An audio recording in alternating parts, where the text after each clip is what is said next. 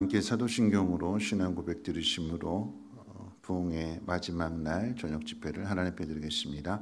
전등하사 천지를 만드신 하나님 아버지를 내가 믿사오며 그 외아들 우리 주 예수 그리스도를 믿사오니 이는 성령으로 잉태하사 동정녀 마리아에게 나시고 본디오 빌라도에게 고난을 받으사 십자가에 못 박혀 죽으시고 장사한 지 사흘 만에 죽은 자 가운데서 다시 살아나시며 하늘에 오르사 전능하신 하나님 우편에 앉아 계시다가 저리로서 산 자와 죽은 자를 심판하러 오시리라. 성령을 믿사오며 거룩한 공회와 성도가 서로 교통하는 곳과 죄를 사하여 주시는 곳과 몸이 다시 사는 곳과 영원히 사는 것을 믿사옵나이다. 아멘. 찬송가 620장 찬송 후에 광명건 장로님 기도해 주시겠습니다. 화울인 조금만 좀 낮춰. 620장입니다.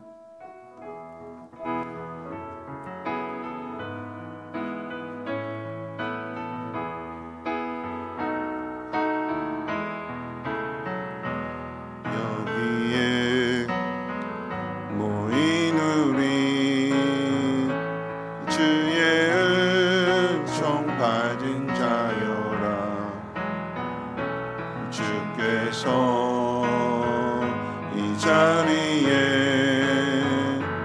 함께 계심을 아노라.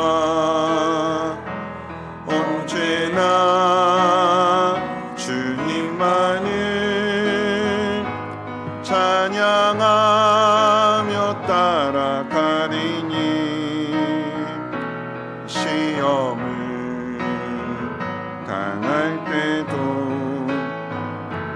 함께 계심을 믿노라. 이 믿음 더욱 굳세라. 주가 지켜주신다. 어진 밤에도 주의 밝은 빛 인도하여 주신다. 주님이 뜻하신 일 헤아리기 어렵더라도 언제나 주 뜻 안에 내가 있음을 아노라. 사랑과 말씀들이 나를 더욱 새롭게 하니 때로는 넘어져도 최후 승리를 믿노라. 이 믿음 더욱 굳세라. 주가 지켜주신다. 어진 밤에도 주의 밝은 빛 인도하여 주시나. 여기에 모인 우리 사랑받는 주의 자녀라.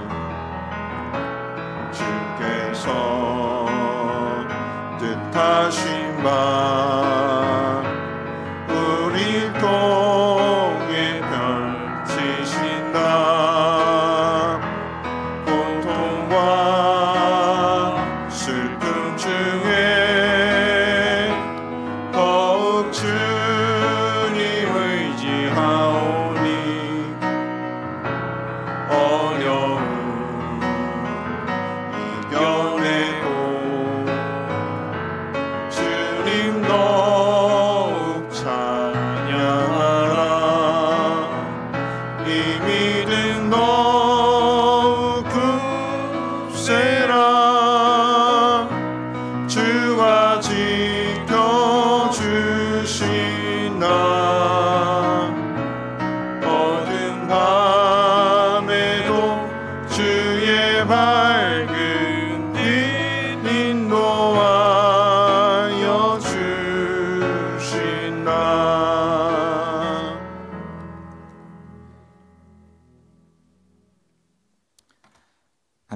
기도드리시겠습니다. 우리를 너무나 사랑하시어 독생자 아들을 주시기까지 사랑하신 하나님 아버지, 오늘도 우리에게 생명 주시어 하나님께 나와 예배하게 하시니 감사를 드립니다. 늘 우리는 그 사랑 안에 살아감에도 범사에 감사하기보다 불평 속에 살아왔음을 회개합니다. 2024년 한 해를 보내며 지난 시간을 뒤돌아봅니다. 얼마나 말씀으로 살아내기에 힘썼는지, 복음을 전하며 그리스도의 빛된 삶으로 열매 맺기에 힘썼는지 뒤돌아봅니다. 올 한 해 우리의 부족함으로 주님 앞에 범죄한 모든 죄악을 용서하여 주시고, 내년에는 더욱 성장한 믿음으로 풍성한 열매를 맺게 하여 주시옵소서. 특별히 한 해를 마무리하며 성장과 성숙한 믿음을 위해 부흥 집회로 예배하며 나아갑니다. 말씀을 전하시는 김영수 목사님에게 하나님의 능력을 부으시고 성령으로 충만케 하시어 살아계신 하나님의 말씀의 능력이 선포되어지게 하시고, 말씀을 사모하는 성민의 온 성도들에게 능력의 말씀으로 심겨지게 하시옵소서. 집회를 통하여 하나님의 일하심을 경험케 하시고 우리 모두의 신앙과 믿음이 성장하며 성숙하게 하시옵소서. 사랑의 하나님, 성민교회가 초대교회의 모습을 본받아 가정교회로 새롭게 나아가고자 합니다. 시대는 점점 악해져 가고 믿음의 다음 세대를 찾아보기 힘든 이 시대에 복음 전파와 영혼 구원의 목표를 가지고 부흥코자 하는 성민교회 위에 하나님의 능력을 부어주시고 2025년도에는 목장이 사랑의 공동체로 하나가 되며 성민교회가 부흥되는 놀라운 역사를 이루어 주시옵소서. 시시각각 변하는 시대 속에서 어떻게 믿음을 지키며 나아가야 할지 모르지만 하나님의 말씀만을 붙들며 나아갑니다. 혼란한 시대 속에 진리의 말씀을 선포하여 주시고 이 부흥 집회를 통하여 온 성도들이 마음속에 진리를 품고 세상 속에 승리하는 믿음을 허락하여 주시옵소서. 원하옵기는 이 시간 육체의 질병과 마음의 고통과 가정의 문제들을 가지고 나온 성도들에게 말씀과 예배를 통하여 치유되고 회복되는 놀라운 역사를 경험케 하시옵소서. 부흥 집회 마지막 시간입니다. 말씀을 전하시는 김영수 목사님에게 힘과 능력을 주시어 지치지 않고 끝까지 생명의 말씀을 전하게 하시옵소서.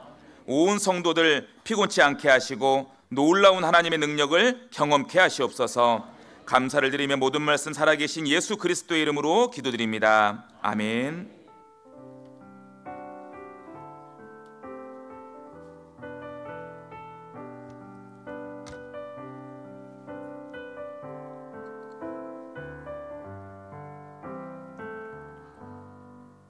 네, 교회 소식은 오늘 예배는 통성 기도하시다 돌아가시는 거 아니고 축도로 마치니까 끝까지 함께 기도해 주시길 바라겠고요.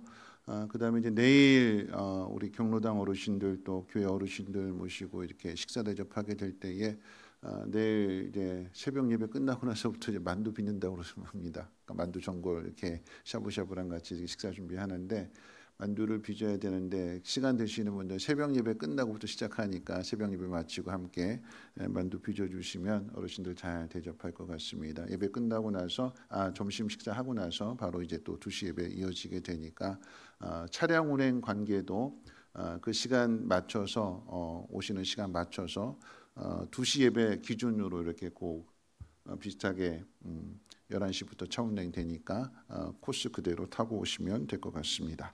하나님 말씀 보도록 합니다. 하나님 말씀은 요한복음 21장 15절로 17절 말씀 되겠습니다. 요한복음 21장 15절에서 17절까지 제가 봉독합니다. 그들이 조반 먹은 후에 예수께서 시몬 베드로에게 이르시되 요한의 아들 시몬아 내가 이 사람들보다 나를 더 사랑하느냐 하시니 이르되 주님 그러하나이다. 내가 주님을 사랑하는 줄 주님께서 아시나이다. 이르시되 내 어린 양을 먹이라 하시고 또 두 번째 이르시되 요한의 아들 시몬아 내가 나를 사랑하느냐 하시니 이르되 주님 그러하나이다. 내가 주님을 사랑하는 줄 주님께서 아시나이다. 이르시되 내 양을 치라 하시고 세 번째 이르시되 요한의 아들 시몬아 내가 나를 사랑하느냐 하시니 주께서 세 번째 내가 나를 사랑하느냐 하심으로 베드로가 근심하여 이르되 주님 모든 것을 아시오매 내가 주님을 사랑하는 줄을 주님께서 아시나이다. 예수께서 이르시되 내 양을 먹이라. 아멘.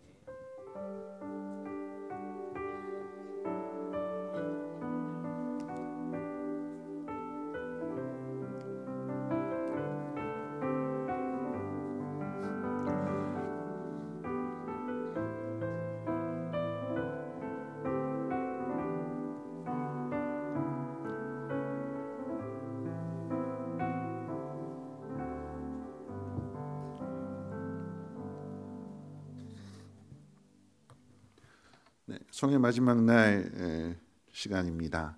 목사님 나오셔서 헌금에서 기도해 주시고 성장과 성숙으로의 초대라고 하는 제목으로 하나님 말씀 들으실 때 큰 은혜와 또 도전 받으시기를 바라겠습니다.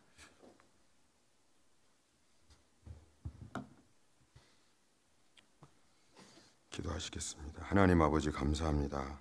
오늘도 이 마지막 날 말씀 잔치 앞에 우리 이혜진 목사님, 김미숙 사모님, 홍정인 전도사님, 심주영 목사님, 박현숙 집사님, 김선희 권사님, 장성옥 한평화 장로 권사님, 전용한 장로님, 이성만 집사님, 이금순 권사님, 최규덕 성도님, 김순자 권사님, 김학복 장로님, 김명숙 성도님, 김명순 A 권사님, 여인춘 집사님, 이승기 집사님, 박공숙 성도님, 홍은숙 권사님, 김소원 성도님, 송재영 장로님, 박선주 집사님, 최은남 목사님, 한미영 목녀님,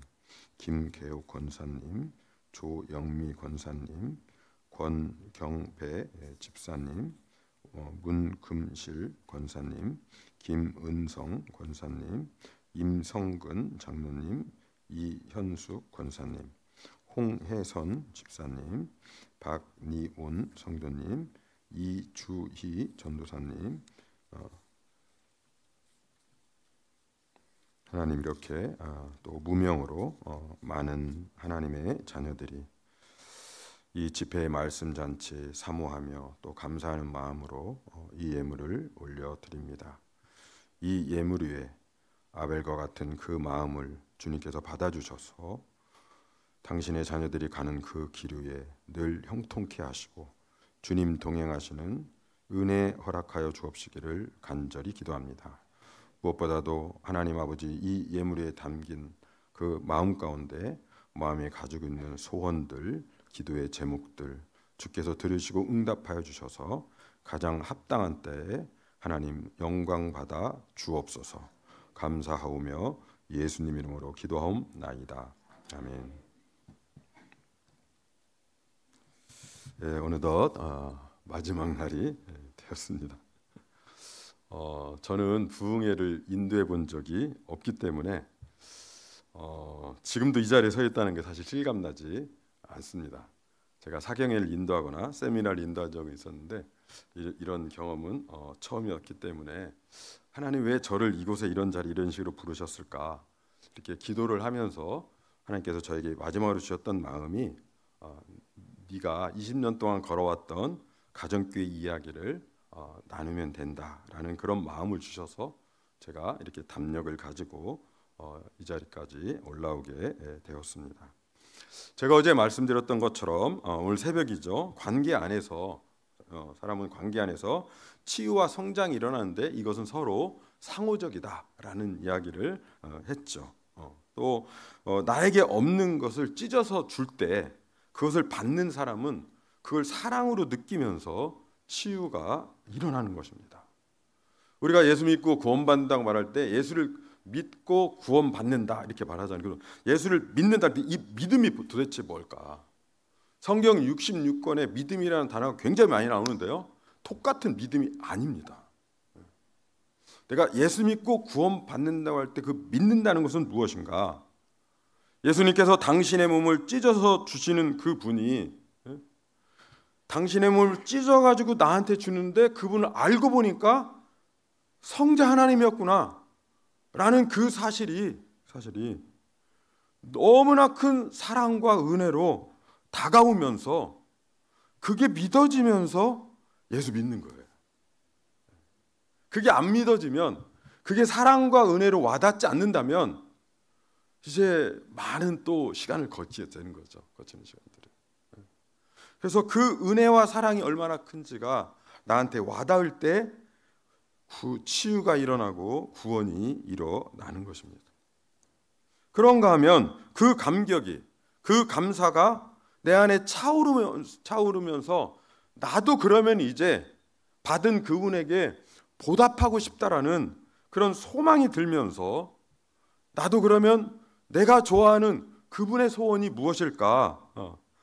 그런 생각이 드는 것은 너무나 자연스럽게 된다는 것을 우리가 바울을 통하여서 살펴보았습니다.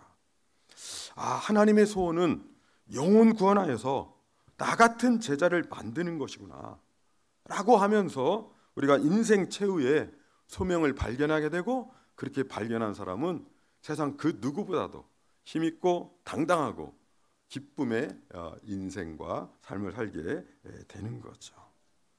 그런데 또 우리 쪽으로 보면 영혼 구원하는 과정을 통하여서 우리 자신이 성장하고 성숙해지는 열매를 거둔다는 것이죠. 내가 누군가를 위해서 내 몸을 찢어서 줄 때 그 사랑을 받는 VIP는 치유가 일어나고, 찢어서 준 나는 성장과 성숙이 일어나게 되는 것이죠.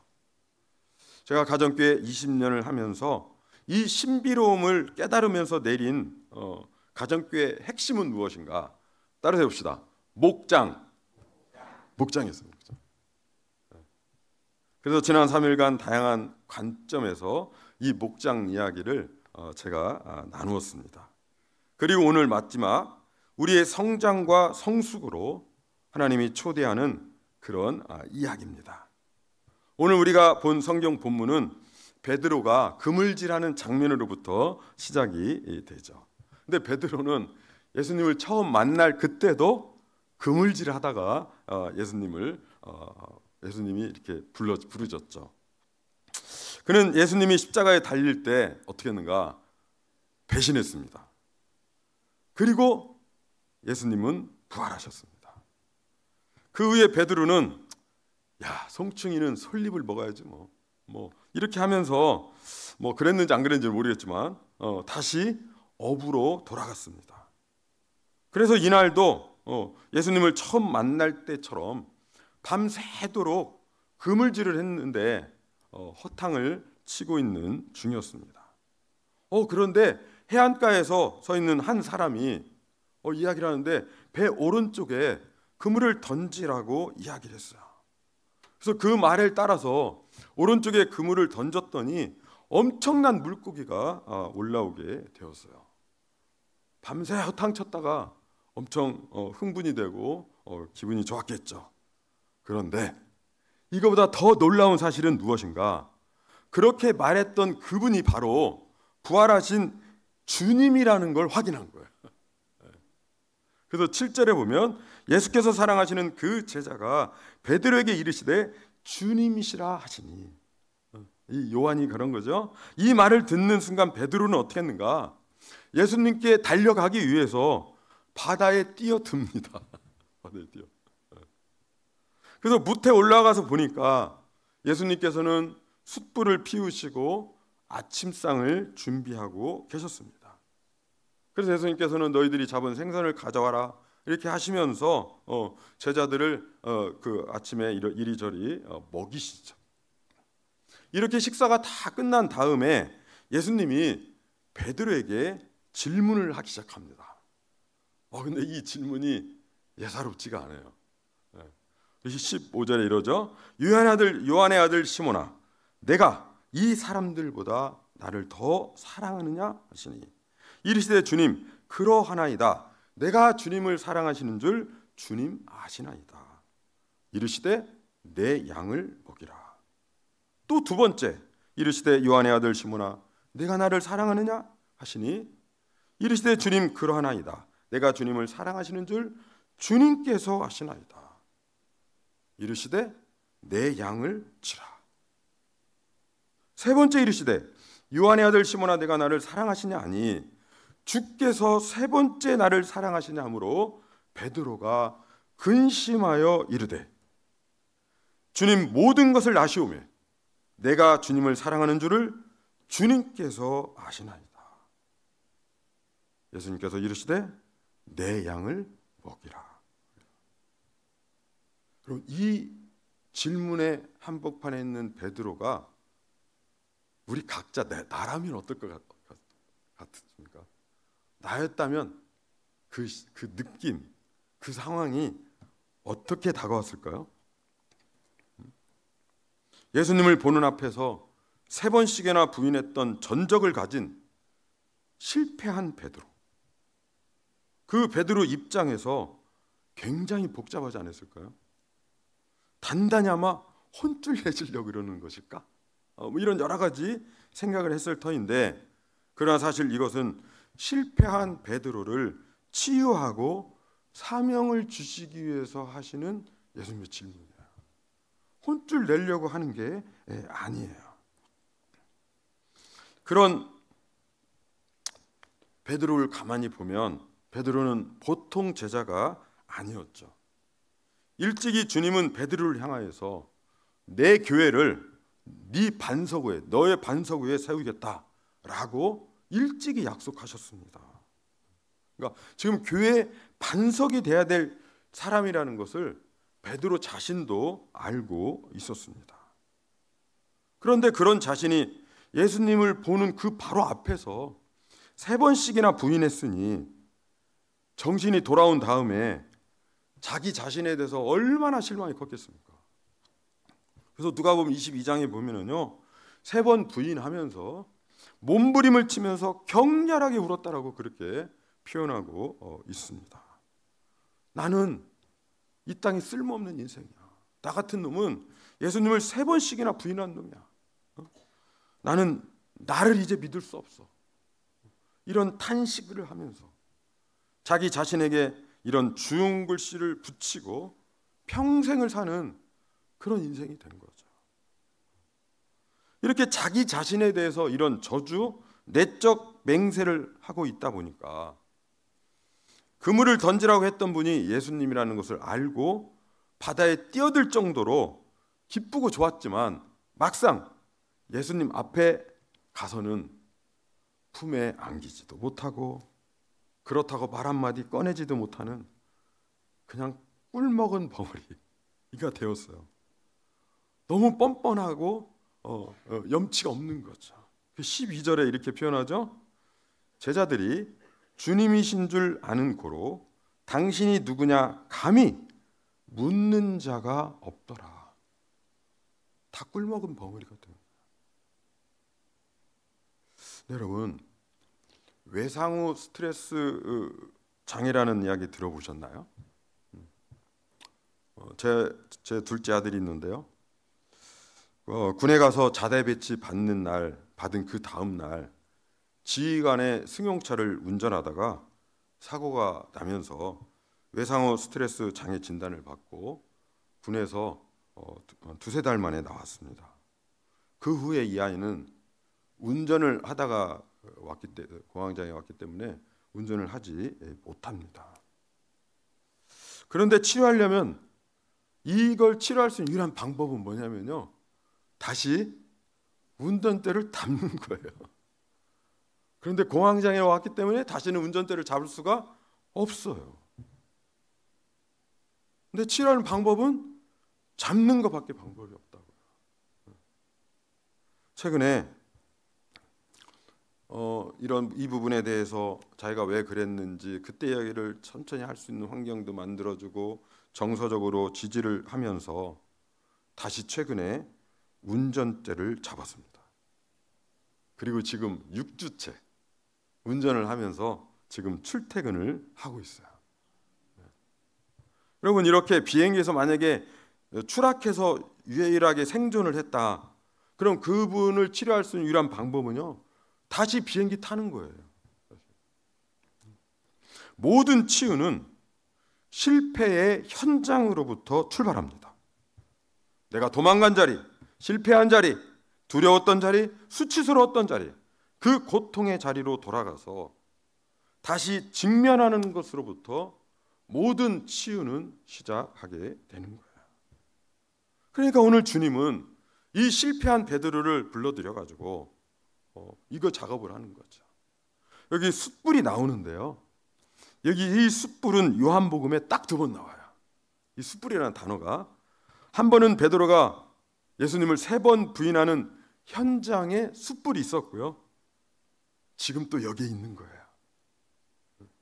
부인했던 그 현장의 장면을 재현하기 위해서 주님은 지금 숯불을 갖다 놓으시고, 그날 밤 베드로가 3번의 대답을 그 주변에 있는 그 여자 종에게 강요당했던 것처럼 똑같이 주님이 3번 대답을 강요하십니다.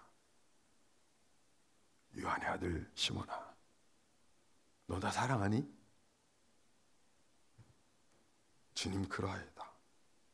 내가 주님을 사랑하시는 줄 주님이 아시나이다. 한 번도 아니고 3번씩이나 같은 질문을 하면서 예수님은 베드로에게 내 양을 먹여라. 이게 바로 포기하지 않는 주님의 은혜예요. 우리 한번 따라해 보실까요? 포기하지 않으시는 주님의 은혜. 포기하지 않는 하나님. 여러분, 베드로의 통곡과 회개는 그가 마음이 부드럽고 온순해서 그런 게 아니야. 그 인생에서 가장 강팍할 때였고, 자기 스승을 3번씩이나 부인할 정도로 악한 사단의 손아귀에서 밀가부르듯이 막 놀아날 때, 그런 베드로를 포기하지 않으시는 주님의 은혜로 치유하고 회복시켜 주시는 거죠. 그러나 치유하고 회복이 인생의 최종 목적이 될 수는 없다는 거죠. 제가 계속 강조했죠. 저 역시 가정교회를 만나기 전까지는 이 치유하고 회복하는 것이 전부인 줄 알고 정말 열심히 했습니다. 상처 아픔이 크다 보니까 칭찬을 해도 책망으로 듣는 성도가 있어요. 사랑과 관심을 원하면서 행동은 반대로 하는 그런 성도들이 있습니다. 이런 성도들을 아비의 심정으로 섬기면서 치유가 일어날 때 그 감격과 기쁨은 이루 말할 수가 없죠. 죽었던 영혼들이 깨어나고 살아날 때 그 감동은 이루 말할 수 없습니다.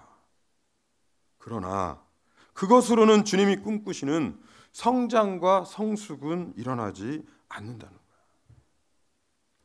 좀 표현하기는 그렇지만 마치 사랑스러운 아이들이 보육원 원장님만 바라보고 있는 그런 느낌이 들어요. 목사 처지에서는 무한정 섬기다 보니까 지치고, 또 성도 입장에서는 거룩한 욕구를 풀어낼 수 못하고 마치 새장 속에 갇혀있는 새 같은 그런 느낌이 드는 거예요. 목사도 고통스럽고 성도도 고통스럽고.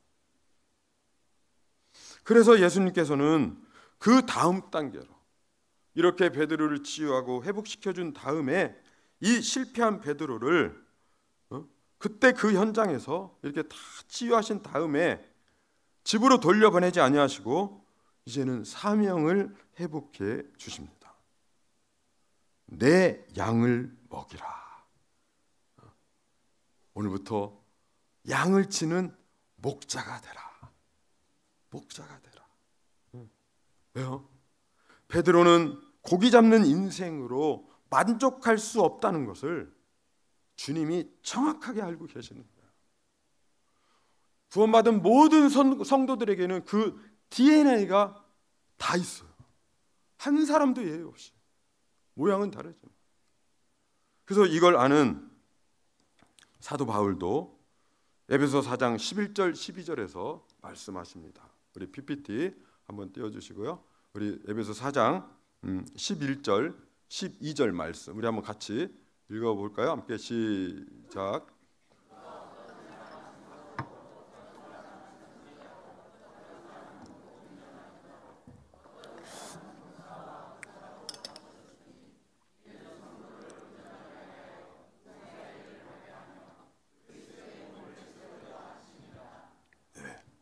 오늘 말씀을 이렇게 보면요, PPT 말씀은 그냥 좀 계속 좀 띄워주실까요?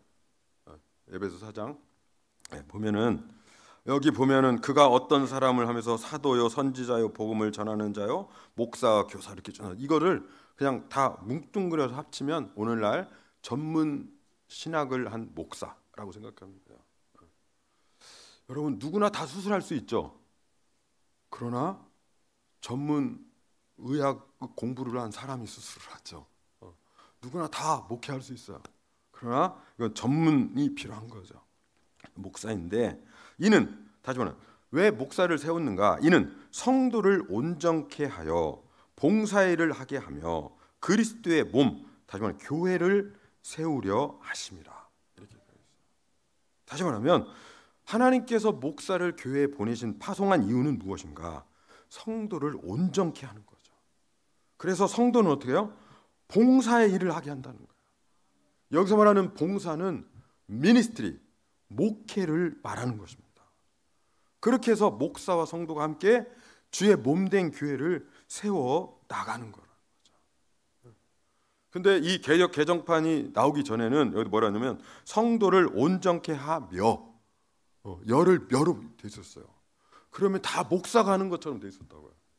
그랬다가 다시 성경을 원문에 맞게 제대로 수정을 해서 성도를 온전케 하여 봉사의 일을 하게 하며, 누가? 성도가 그렇게 할 수 있도록 이런 식으로 이제 제대로 해석이 되었죠. 그러니까 이 문맥을 놓고 보면은요, 초대교회 모든 처음에 모든 교회는요 다 가정교회였습니다. 다 가정교회였습니다. 그런데 로마 국교가 되면서 가정교회를 다 없애버리고요, 건물 중심의 교회만 남겨두었습니다. 그러면서 성도를 세우는 일도, 목양도, 교회를 세우는 일도 이 모든 걸 다 목사가, 사제가 하는 걸로 다 바뀌어버렸습니다. 그러다 보니까 어떤 부작용이 생기는가? 목사는 성도가 해야 될 일까지 다 하게 되니까 허덕이게 되고, 성도는 성도가 해야 될 일들을 하지 못하니까 수동적으로 되는 거야. 그러니까 성도 쪽에서 보면 사역을 다 뺏긴 거예요. 그러니까 종교개혁을 통하여서 사제들의 손에 들려있던 성경을 돌려주었는데 사역은 돌려주지 못했어요.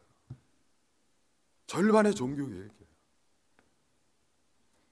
그래서 보통 교회에서 이상적인 교인 이렇게 하면 딱 떠오르는 게 뭐냐면 예배 안 빠지고 11조 꼬박꼬박하고 문제 일으키지 않는 성도.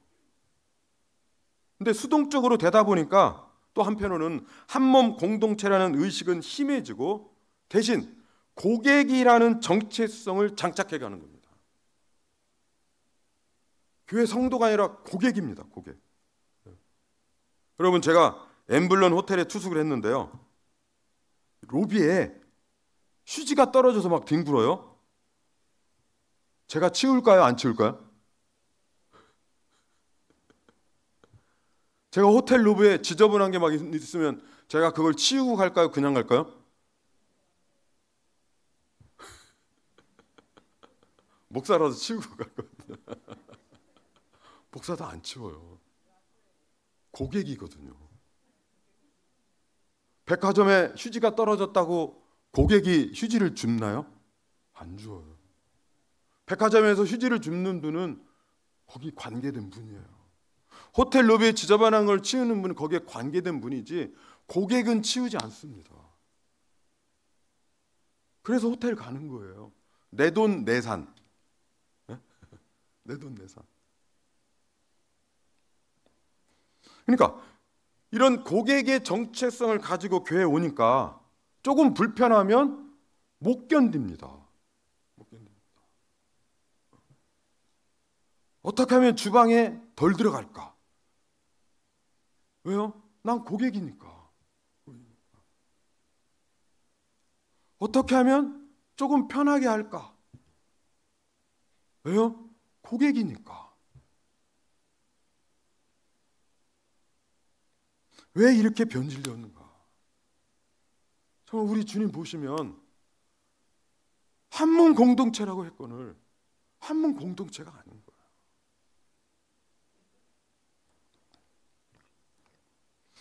구원받은 사람은 다 영원하고 가치 있는 것들을 위해서 정말 이 한 몸을 불태울 수 있는 그런 거룩한 욕구가 다 있음에도 불구하고 교회에서 그런 장을 만들어주지 않으니까 힘이 넘치는 분은 어쩔 수 없이 어떻게 해요? 이 상황에서는 신학교 가는 거예요.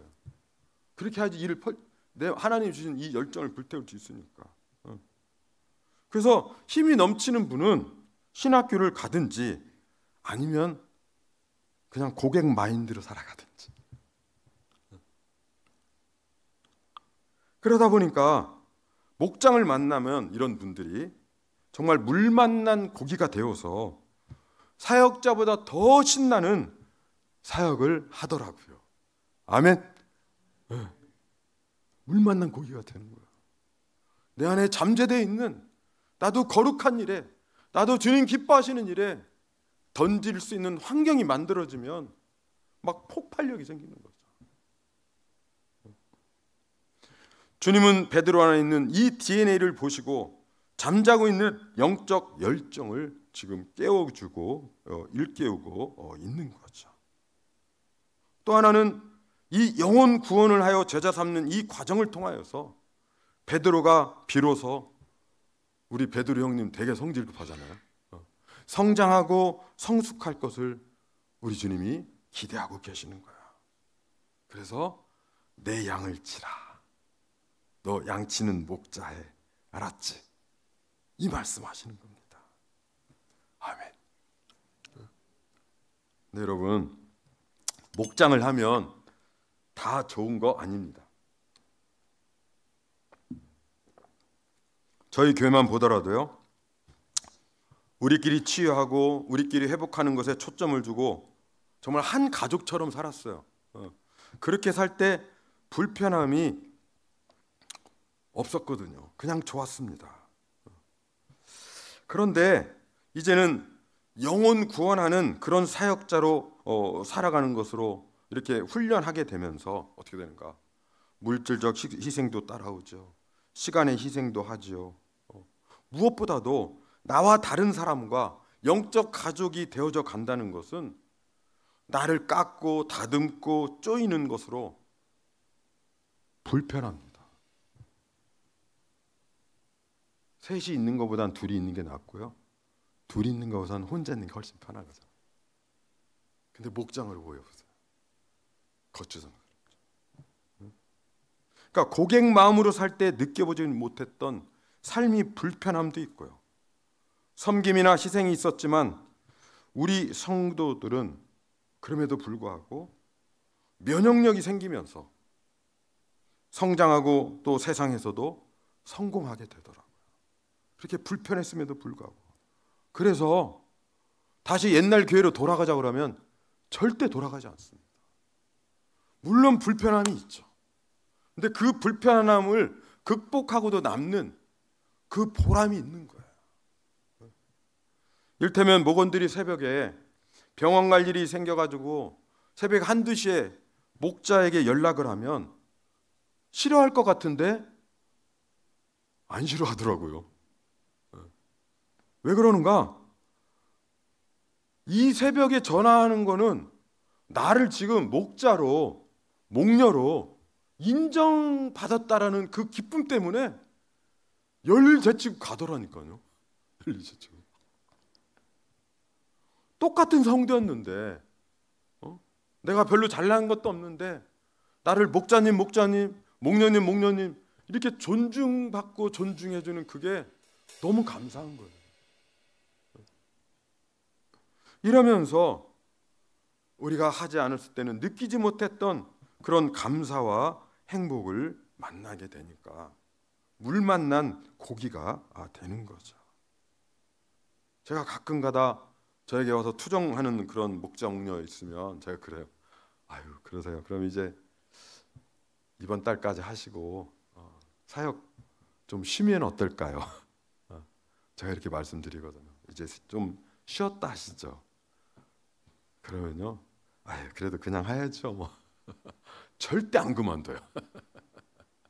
그만두었다가도 1, 2년 늦어도 한 2년 안에 다시 복귀해요. 복귀해요.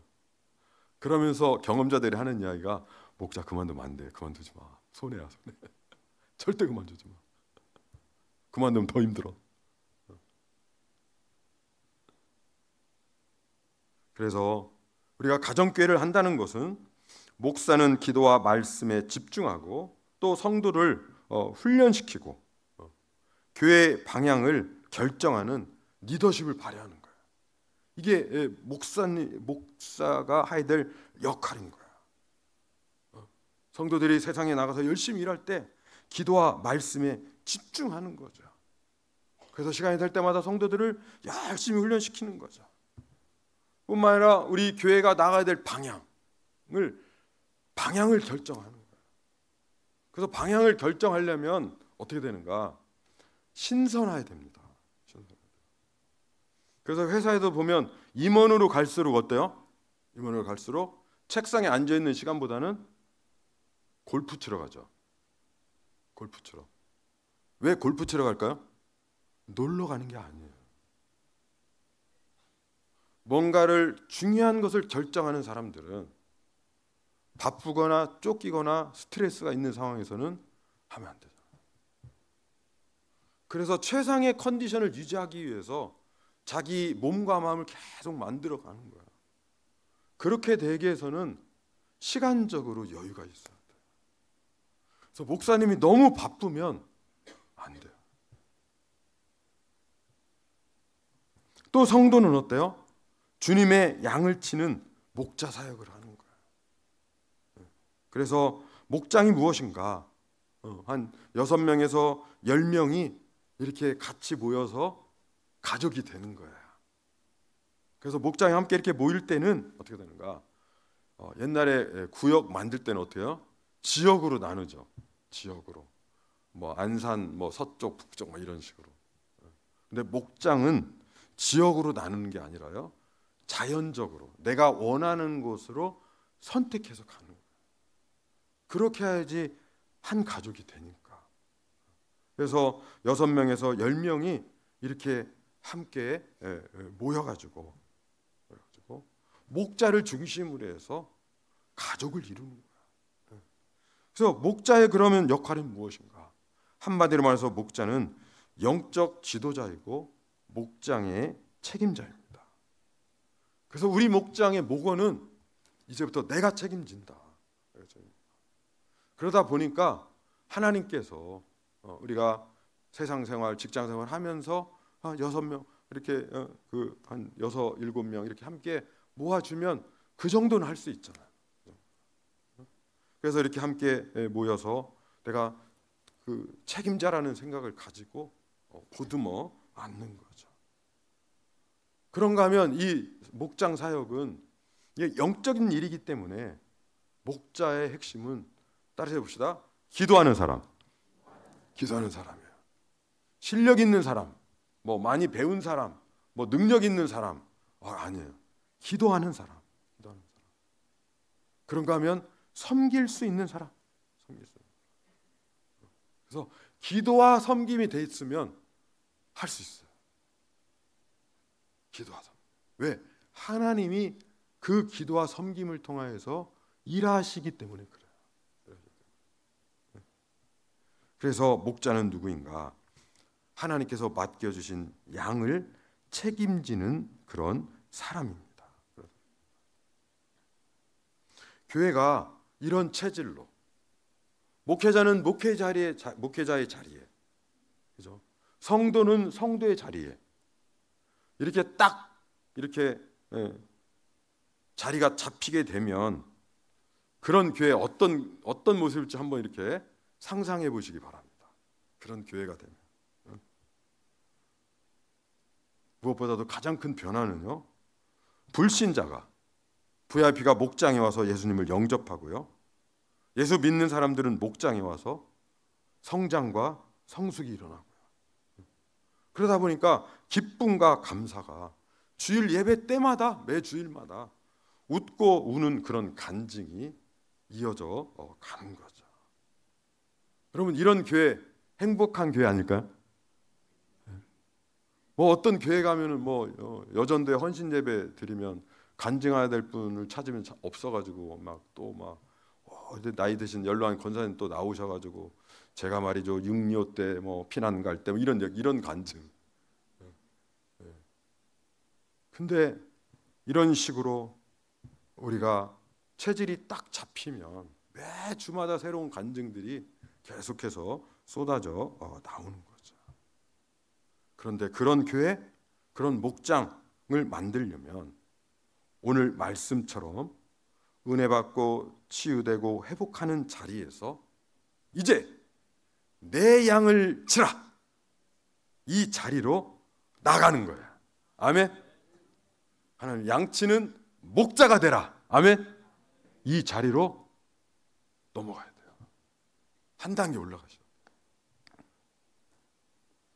이렇게 우리 주님은 베드로에게를 치유시키고 회복시켜 주신 다음에 사명을 이제 회복시켜 주시죠. 그 다음에 이제 너가 양을 치는 그런 사명을 감당하는 과정에서 너에게 무슨 일이 일어날지를 그 이야기를 하죠. 그래서 18절에 보면 한마디로 이야기하면 너 순교당할 거야. 너 이 사명 감당하다가 너 순교당해. 이 이야기를 미리 예언을 해주십니다. 이 말을 들은 베드로는요, 그래요? 저는 주님 사역하다가 순교한다고요? 그렇다면 주님, 여기 옆에 있는 요한은 어떻게 되죠? 요한이 궁금한 거야. 네? 그래가지고 주님, 이 사람은 어떻게 됩니까? 라고 물어봤어요. 그때 우리 주님 대답이 22절입니다. 우리 22절 우리 한번 같이 찾아보도록 하겠습니다. 22절 함께 읽어보실까요? 시작.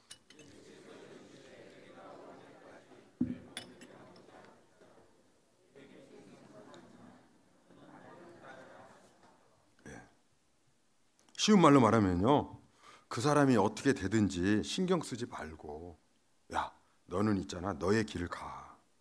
너는 그냥 나만 따르면 돼. 내가 너한테 준 역할만 하면 되는 거야. 이 말씀하고 계시는 거야. 근데 요한복음을 마치면서 맨 마지막에 예수님의 마지막 육성은 이 말씀인데 왜 이 말씀을 하셨을까? 우리가 고민해봐야 돼요. 왜냐하면 사복음서에 예수님의 마지막 그 육성이 이제 쭉 기록되어 있는데요. 다른 복음서는 내용이 비슷해요. 한마디로 너 복음 열심히 전해라. 그럼 내가 감당할 수 있는 능력 주겠다. 이 말씀이에요. 근데 유독 요한복음만이 지금 베드로에게 하시는 말씀으로 끝내고 있습니다. 왜 이 말씀을 하실까?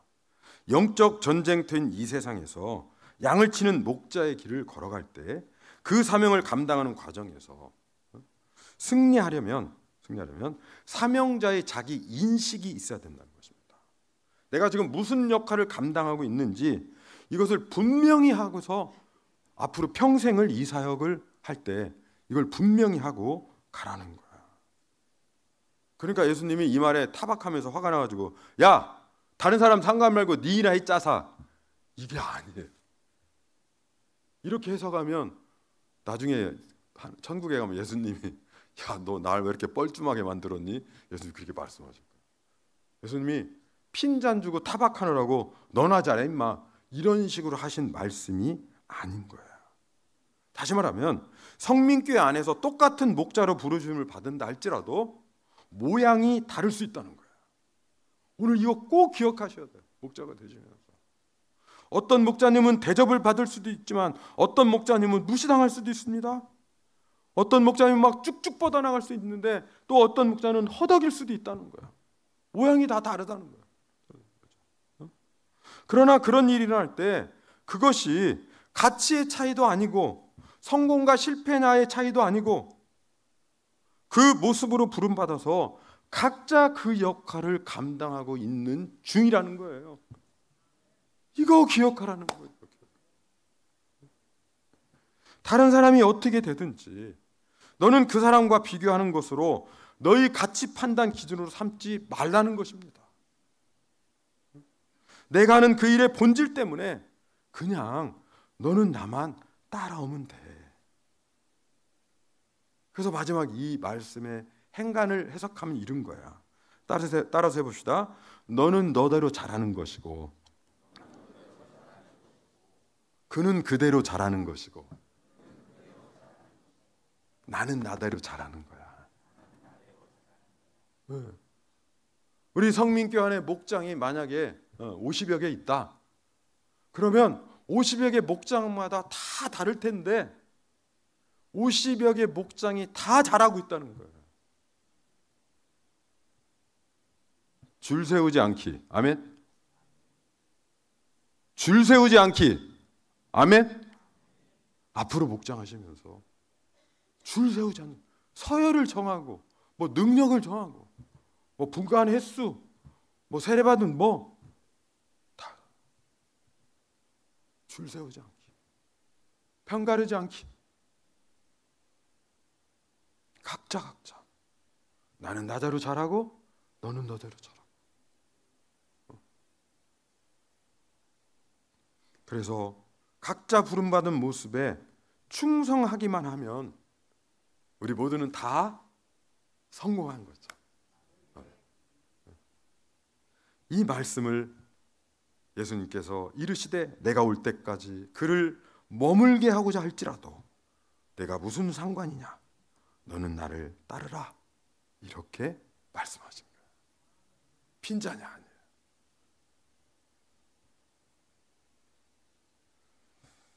정말 내가 만약에 지옥에 갔다면, 만약이 아니라 이미 지옥에 갔죠.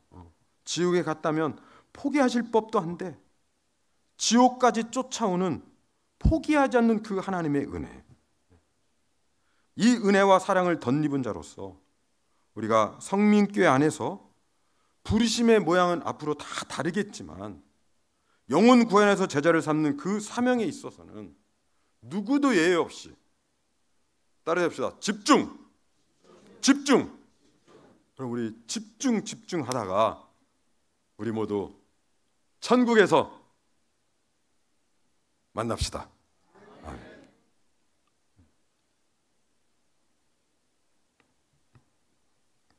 오늘 이 시간 이제 마무리하면서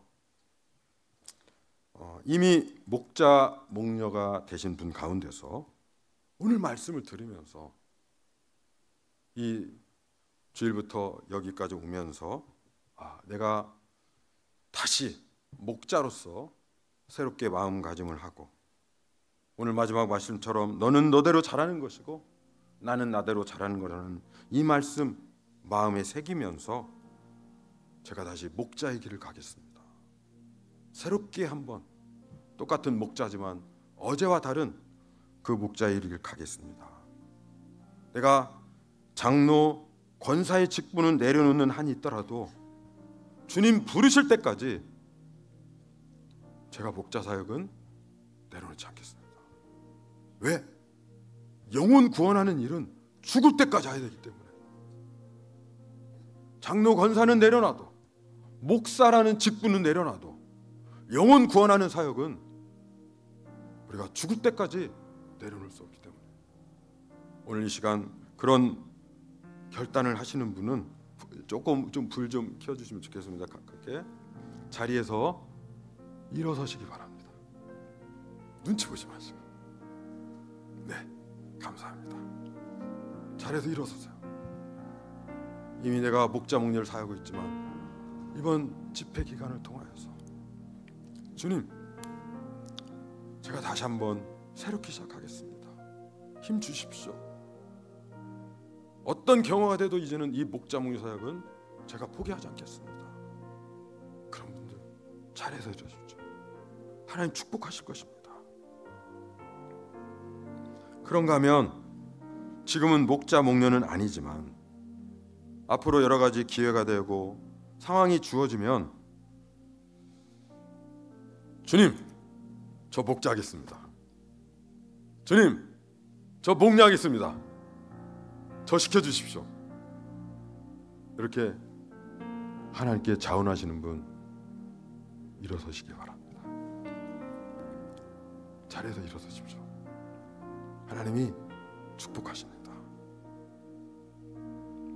우리 인생 최후의 결단, 감사합니다.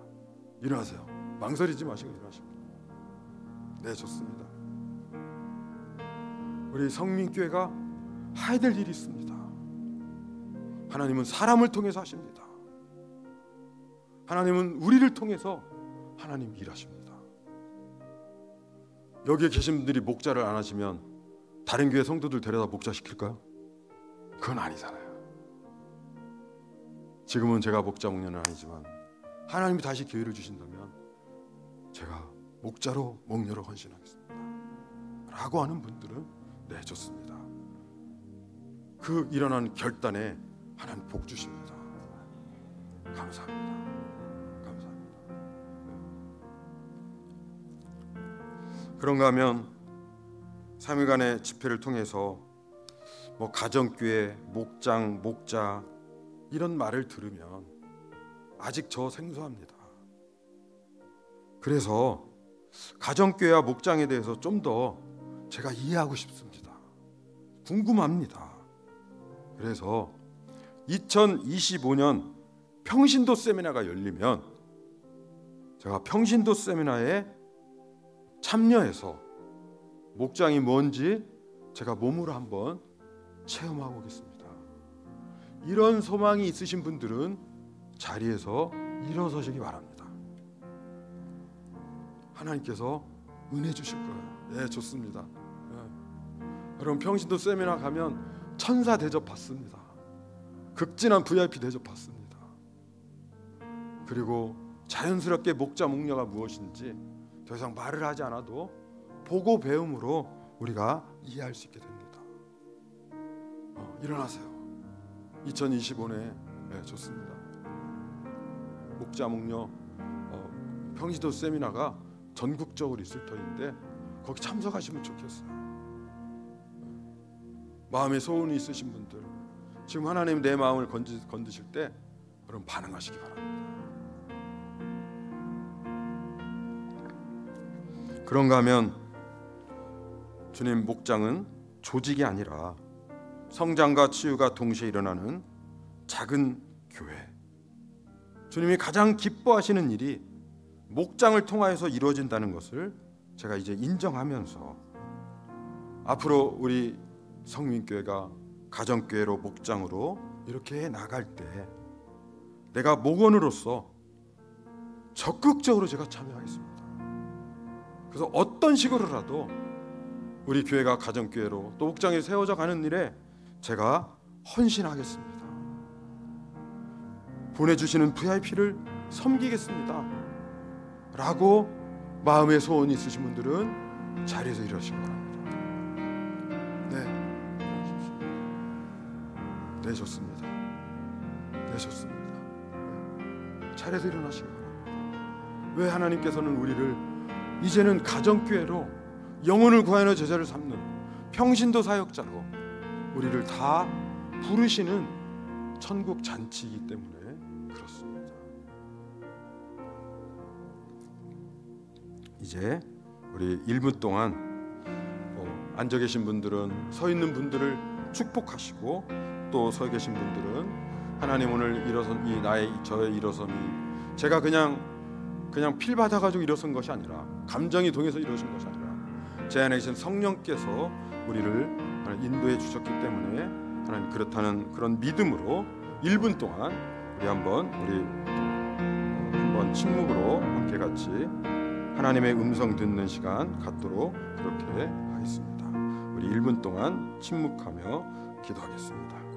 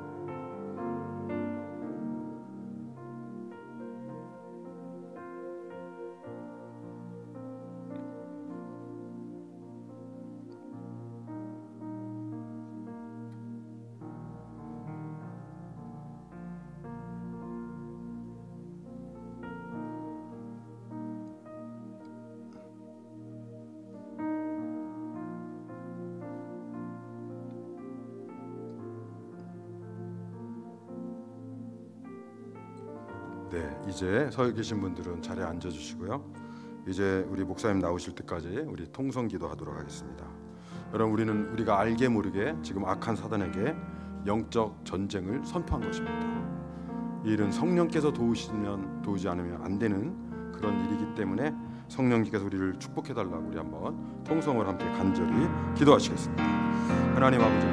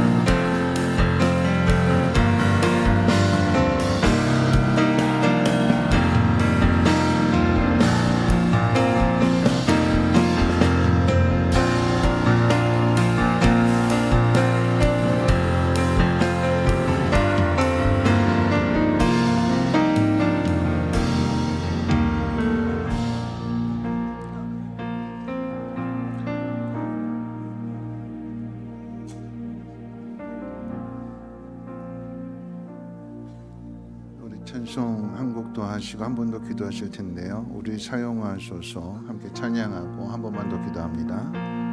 우리에겐 소원이 하나 있네. 우리에겐 소원이 하나 있네. 주님 다시 오실 그날까지, 주님 다시 오실 그날까지 우리 가슴에 새긴, 우리 가슴에 새긴 주의 십자가 사랑, 나의 교회를 사랑케 하는, 교회를 사랑케 하는 주의 교회를 향한 우리 마음, 주의 교회를 향한 우리 마음, 희생과 포기와 가난과 고난, 하물며 죽음조차 우리 막을 수 없네. 우리 교회는 이 땅에 희망, 교회 내게 예배되게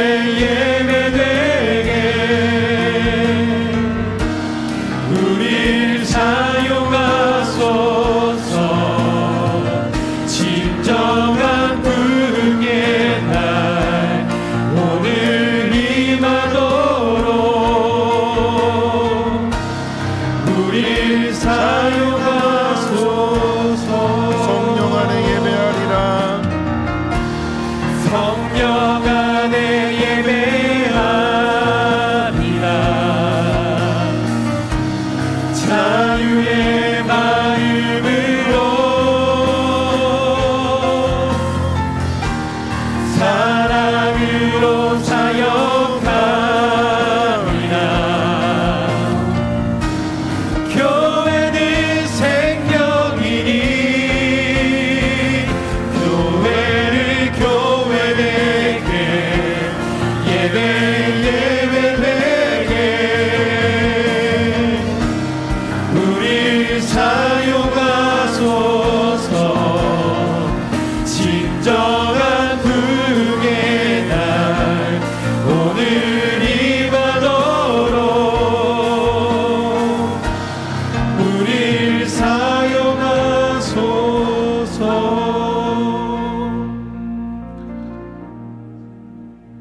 오늘 우리는 말씀을 들었습니다. 여러분 헌신도 하셨고 또 결단도 하셨습니다.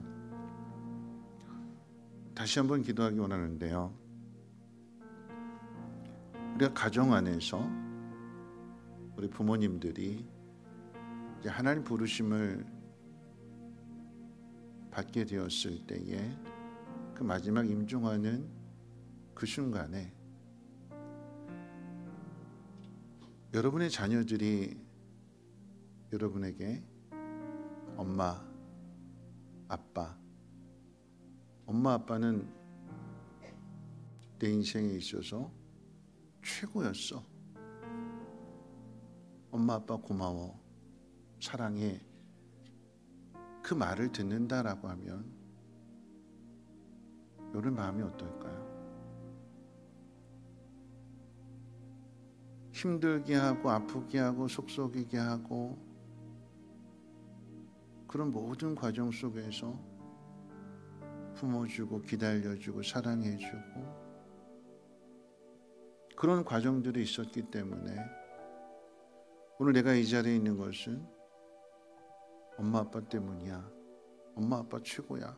엄마 아빠 고마워. 여러분 그런데 이 고백은요 세상 사람들도 해요. 세상 사람들도. 내 가족, 내 자녀들 그것만이 아니라 내가 누군가에게 교회 안에서 하나님 부르심 안에서 또 다른 누군가에게 아니 영적인 가족 안에서 목원들을 잘 섬겼을 때에 그 목원들이 그 목자에게 당신은 내 마음의 최고의 목자이십니다. 하나님 앞에 갔을 때에 내가 당신의 면류관이 되어드리겠습니다. 내가 당신의 상급이 되어드리겠습니다. 나도 누군가에게 받은 사랑만큼 그런 사랑을 전하겠습니다. 흘려보내겠습니다. 우리의 삶이, 우리의 인생이, 우리의 신앙이 그렇게 되어야 되지 않을까요? 오늘 이 5번의 집회 시간을 통해서 우리 교회가 나아가야 할 길은 작은 교회, 작은 공동체, 그 안에 사랑이 있고 섬김이 있고 주님을 닮아가는 모습이 있고 하나님의 나라가 확장되어지는, 하나님 그 일을 위해서 하나님 우리 교회를 사용해 주시옵소서. 하나님 그 일에 나를 사용해 주시고, 하나님뿐만 아니라 죽어져가는 영혼들이 이 공동체 안에 들어와서 저들의 인생도 변화되어지고 저들도 성장하고 성숙함으로 인하여서 하나님의 나라를 세워갈 수 있는 하나님의 놀라운 능력의 역사가 나타나게 도와주시옵소서. 주여, 우리 힘차게 세 번 부르고 통성으로 마지막 한 번 더 기도합니다. 주여, 주여, 주여. 하나님 우리를 사용하여 주시옵소서. 하나님 우리 교회를 사용하여 주시고, 하나님 우리 목장을 사용하여 주시고, 하나님 나를 사용해 주시옵소서. 하나님 내가 누군가에게 하나님 선한 영향력을 끼쳐나가게 하시고, 내가 받은 사랑을, 내가 받은 은혜를 흘려보낼 수 있는 믿음의 사람이 되어지게 도와주시옵소서.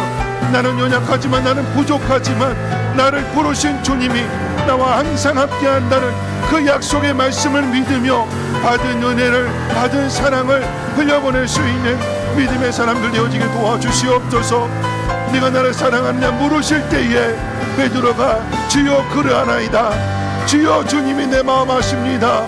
하나님 베드로의 고백과 같이 주님이 부르실 때에